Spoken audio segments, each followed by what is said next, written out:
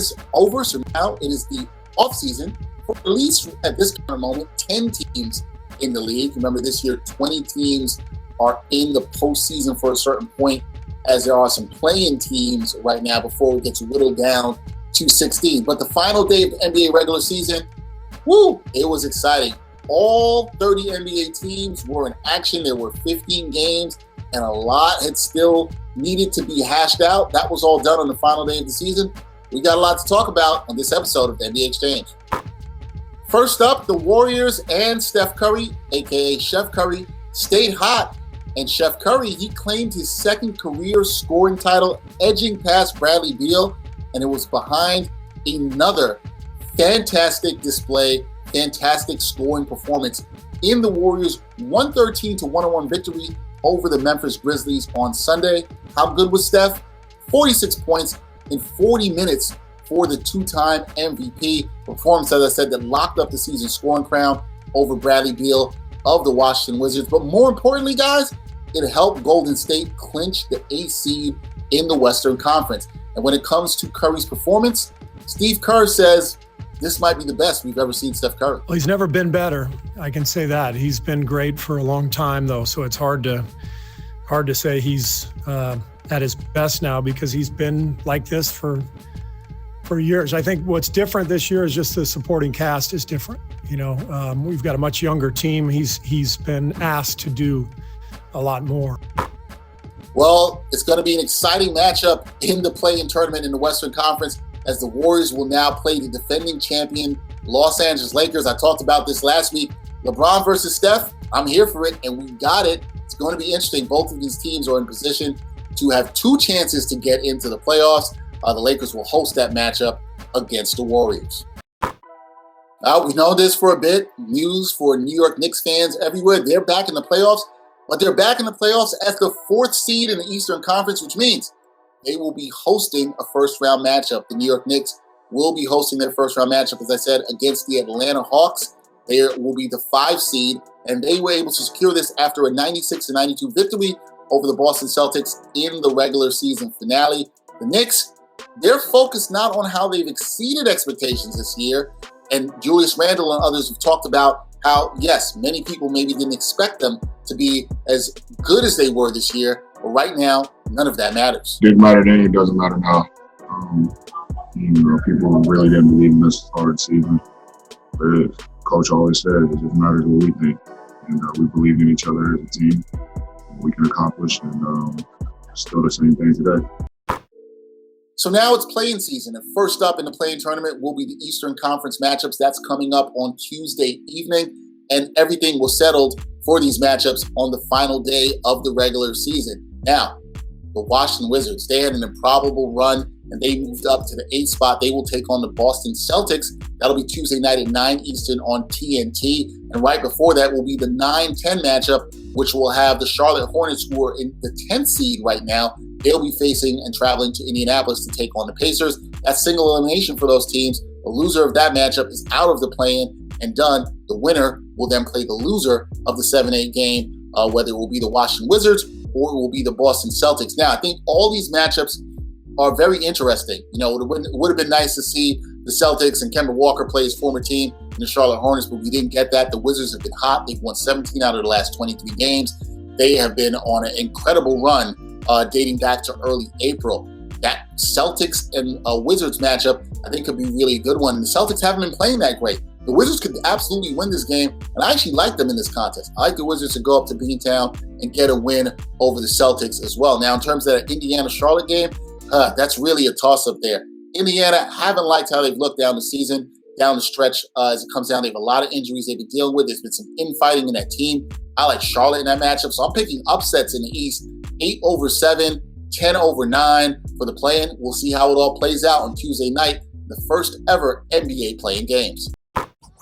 If you like me, last couple of days, you've been spending a lot of time bumping J. Cole's new album, The Offseason. We talked about how it's the offseason for a bunch of teams already, but J. Cole is playing professional basketball, and he's playing in the Basketball Africa League, and he is playing for the Rwanda Patriots Basketball Club, and he made his debut. 17 minutes for J. Cole. Cole World out there, 3 points, 3 rebounds, 2 assists. You know, had a couple nice dimes out there. Not bad for J. Cole. He's probably still not in mid-season form. Might still be the off-season for him, but he's getting the job done. It's going to be interesting to see J. Cole's going to be playing with this team through the rest of the season, what he can do and how that will help promote the Basketball Africa League. I'll be checking out a lot of the action. We'll have more for you to talk about that on the NBA Exchange. The Washington Wizards. Yes, the Washington Wizards, a team that we did not think would make the play-in tournament. They have made the play-in tournament, and they are the number 8 seed. So before we start the play-in tournament this week and the Eastern Conference matchups get started, I had to talk to my guy, DC native, the host of the Just for Sport podcast, my man Jumoke Davis, joining me. He knows a lot about the Wizards, even though he tries to tell me he doesn't know a lot about the Wizards. He knows a whole bunch about the Wizards. Jumoke, what's up? How you doing, man?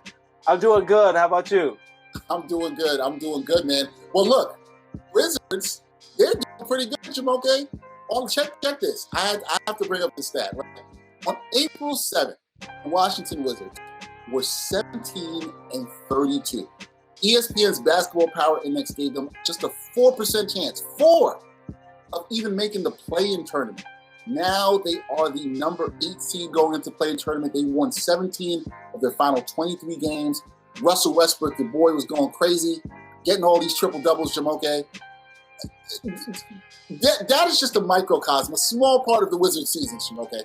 What has the Wizards season been like for you as a DC native watching this team? And you look at where they were, how they got started, and where they ended up. Like, what has it been like for you watching them this season? The hardest part for me is with everybody in DC, not just me, it was like Wall and Westbrook could almost be Trump and Biden. You were on one side or the other, and you didn't really want Houston to do well because really the Wizards are your home team, but you were also like, well, I don't really root for Westbrook because I don't have a connection to him, and Wall was our guy. So at the beginning of the season, when they were playing so poorly, it was like, see, and then Houston all of a sudden was kind of playing well at the start of the season. It's like, whoa, should have kept Wall. And I'm just amazed that they are here. And I know LeBron was like, yo, whoever came up with this play-in tournament should be fired. I'm not going that far, but I am mad that they got the AC, because then it's like, dag, if you just kept the playoffs the same, they'd just be in the playoffs and that would be it. Now we got to kind of win these fake games to kind of get into the playoffs. Because come on, everybody in DC's like, yeah, Wizards in the playoffs. No, you're in the play-in tournament, all right? Right. Chill. Hold up. Right. Chill. There's a distinction. They're not there yet. They're not exactly there yet. Are you excited? I mean, the turnaround has to excite you. 17 out of 23. Westbrook going crazy, double record, as I said, held by Oscar Robertson, and he really led them. How impressed were you of the play of Westbrook leading this turnaround? I am, because when you think of why, go all the way back to why Scott Brooks was brought here. Because if he comes here, then, we could get Kevin Durant, and he's from here, and now we got a playoff team.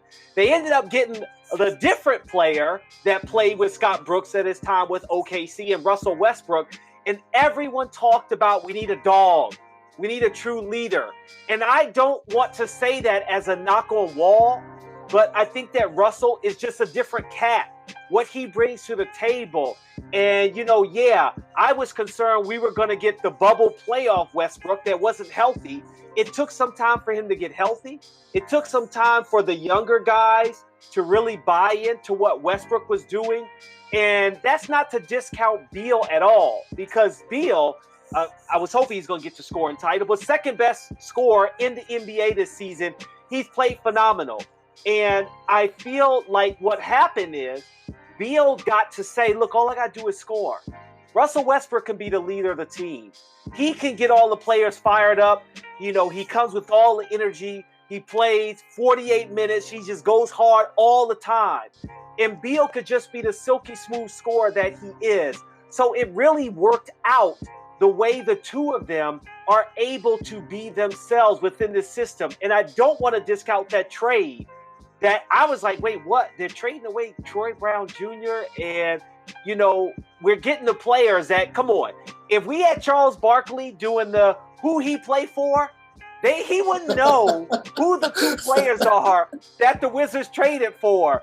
Chandler, Hutchison, like, wait, what? Who is that? Daniel Gafford? Wait, who are these players? But at least Gafford really has been good phenomenal. For you. He's been great for you guys, right? He's been great. And I think that the team has really come into its own towards the end. And I was worried that they were going to peak early. When they lost those 2 games at Atlanta, I was worried, oh, shoot, they may slip. They may lose these last 2. But no, they bounced back and got the win. Even without Beal the first game, but obviously his final game of the season, he played. Yeah, and obviously they got the win over the Hornets, and that gets them into the 8th spot with the playing tournament. So they're not in the playoffs. They're playing these playing games. But if they can get into the real postseason, Jumoke, how dangerous do you think the Washington Wizards can be if they have 2 shots of this now, which is why it's important that they got 8th. They have 2 shots of this to get into the playoffs. How dangerous do you think they could be if they get in the playoffs? Well, I think they'd be really dangerous if I understood the playoff system. Like, I feel like the whole play-in tournament, I had to read it 3 times. Even before we got on, Dexter, I had to read multiple outlets, publications to make sure I understood it correctly. Because in the beginning, I was like, oh, it'd be cool if they play like best of 3. Like, no, wait. Winner of 9, 10 plays the loser, winner of 7, 8. And I'm just like, this is crazy. But bottom line is, I do think they're dangerous. I think they're dangerous because, you get a Celtics team who's without Jaylen Brown. And I don't want them to discount the fact that Jaylen Brown isn't there and to overlook them. But I think when you look at the rest of the teams in the play-in tournament, with Charlotte and Indiana, I think any of those teams in the best of 3, I say the Wizards could win that. I do think the Wizards could win that. Now, if they're getting past that and they're having to play Philly, I wouldn't necessarily say that they've got a shot. That perspective, I'm just like, okay, it's cool. They made it. But outside of that, I just don't know if they are that dangerous to the point that, and even if you believe in conspiracies, which I feel like is wrong to bring it up, but I feel like, I don't know. I don't see the Wizards really winning a series beyond getting out of this play-in tournament. And the best thing about it is I am hoping for the Wizards, and Russell Westbrook's in that locker room is like, I don't care about the playoffs. Don't even think about the playoffs. You just focus on who we can play right now. And that's the Boston Celtics. Right. Let's beat Boston. Let's get out of that and let's move forward. Can they beat Brooklyn? No. Can they beat Philly? No. But you know what I'm saying? I know for you'd be happy because maybe you're going to go to a playoff game and be like, I get to see Nets. Okay, fine, I can see the Wizards. I got a connection, Jumoke. Maybe you'll have me on the show another time if they go on ahead and get to the next one and get to play Brooklyn. It's like, hey, cool. I get a couple more episodes with Dexter, Blackpack Broadcasting. I'm cool with that. But for real, I'm like, you know what? I just want them to just get past Boston and just whatever they got to do against Indiana or Charlotte. I don't know if they're dangerous enough to beat Philly or Brooklyn. I don't. Especially, come on. Philly? Okay, because you only got Joel Embiid for real. Ben Simmons, you ain't got to worry about him offensively. Nah, he's not shooting. Brooklyn? I mean, come on. 3-headed monster. Ain't no way they're beating them. Okay, so let's focus on the game that's at hand. What's coming up when the Wizards will play the Celtics up in Beantown. You talked about the fact they have no Jaylen Brown, Jumoke. But the Wizards have gotten healthy. Beal's back. Westbrook's playing well. You talked about Daniel Gafford playing well. Rolo's playing good. You guys seem to be rolling. What do you think the keys are for them to beat the Celtics up in Beantown? Woo! The key is to take them seriously. And the reason why I say that is because I think that the Celtics, they won 2 of the 3 meetings. And one of them was a very close game at TD Garden. And I know that the Celtics made a late comeback. I know that leaves a sour taste in the Wizards' mouth. They lost 111 to 110 in February. But I don't want them to take them lightly. And also, this is a different team. Evan Fournier is completely changed the outlook for a team. And even though they're 500, not that they are a much better team, and I don't know what's going on with Marcus Smart. I thought that him coming back to Boston would kind of make them kind of get back to their winning ways, and he hasn't. I just don't know realistically what it comes down to. if you think about J. Cole's song where he talks about my man rocking the baby, and in My Life, right, he talks about, right after that lyric about Russell Westbrook rocking the baby, he talks about a friend becoming a foe. The key matchup is going to be Bradley Beal going up against you-know-who. My man, I don't know what Jason Tatum we are going to get, but he was a young protege of Bradley Beal. Mm-hmm. And so whenever those two guys meet, they are friends. They want to see each other win, but they're going to be coming at each other's throats this game. The drama between the two of them, I could just see, like, just put those J. Cole lyrics right there and show Jason Tatum going up against Bradley Beal, because you know they're going to check each other. Tatum was like, no, I want him. I'm checking him. And then obviously the Kemba Walker matchup going against Russell Westbrook. I think Russell Westbrook can dominate that. But I think then you get down the road where it's like, well, who else do the Washington Wizards have on that team that's going to step up? You know, Gifford, is he going to be able to step up? Is Rui Hachimura, is he going to be able to play up to the moment or kind of fall back a little bit? Because it's like, yo, this the playoffs, never been here before. First time for him, right. You know, you're going to have those kind of jitters. So you're going to need Davis Bertans. Yo, you know, no relation, although it is the first name. But every time I see Davis, I think Davis. And I got to remember, you got to say his name differently. But Davis Bertans, like, yo, you got to be on point. They paid you that big contract. You can't be sitting here going 2 for 8 from 3. You got to get hot. We're going to need you to have like a 7 of 8 from 3. And one of them, like, Dame Lillard type, just deep threes where, like, he's on point. You're asking for a lot, Jumoke. You're asking for a lot here. Because that's what it's going to take.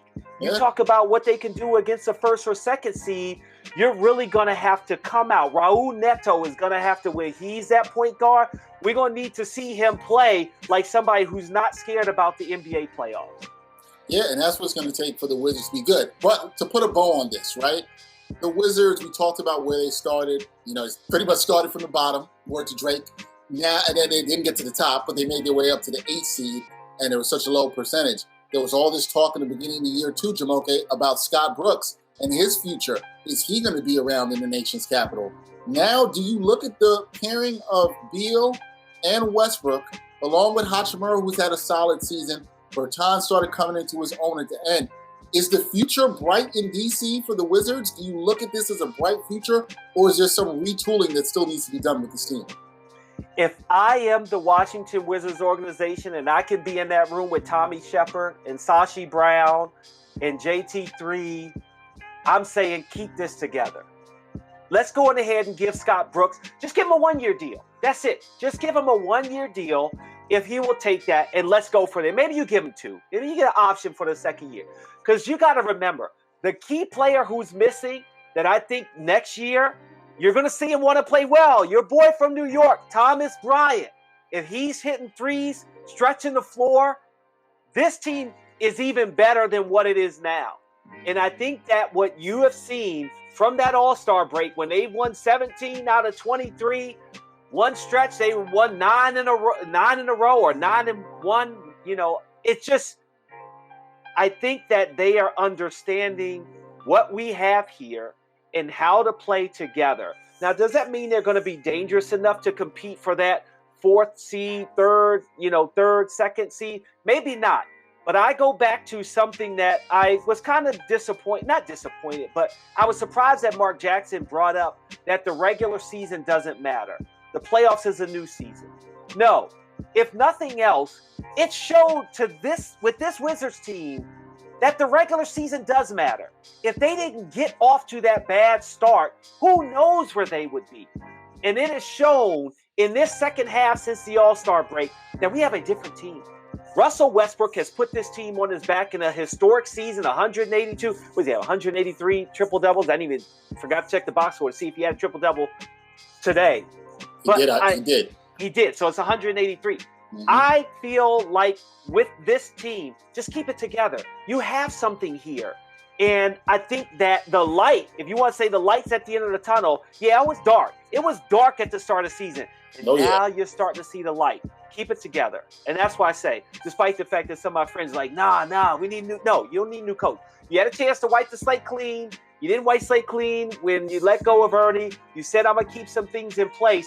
Well, here is that second chance for you to say, let's keep some things in place. We kept Tommy. We kept some of the staff together. Well, let's keep them together because we've shown with Russell Westbrook that this is a much better team now that they've gotten into a groove. It's really going to be interesting to see what the future is around the team in DC and around the Wizards and what they can do in the play-in tournament. I know Jumoke says they're not in the playoffs yet, and he's right. They are not in the playoffs yet, but they are in the play-in. They will be playing the Boston Celtics, and we'll see what the Wizards can do. That's my man, Jumoke Davis. Check him out on his podcast, Just for Sport. Jumoke, thank you for joining the NBA Exchange. Let's go Wizards.